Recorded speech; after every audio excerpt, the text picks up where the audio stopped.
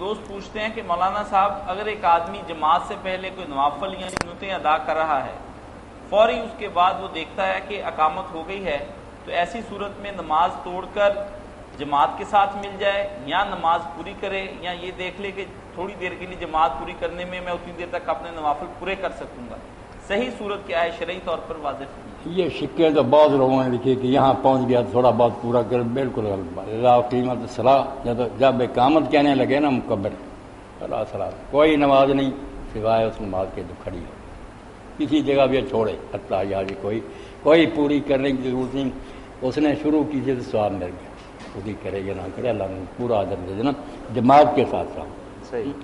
پہلے سے کچھ لوگ سنتے پڑھ رہے تھے، اقامت ہو رہی تھی، حضور علیہ السلام اپنے حجرہ مبارکہ سے نکلے تو آپ نے دیکھ کر کہا، یہ بھی نہیں کہ نئی شروع کی تھی، پہلے سے پڑھ رہے تھے، تو آپ نے فرمایا صلاۃ آنے میں ایک وقت میں 2 نمازیں ہوتی ہیں، اذا قیمت صلاح فلا صلاۃ الا المکتوبۃ التي قیمت، جب اقامت ہو جائے تو کوئی نماز نہیں سوائے اس نماز کی جس کی اقامت ہے، سب فارغ نہ ہو جائے، اسی وقت قطاروں میں کھڑے ہوئے چھوڑ دیں،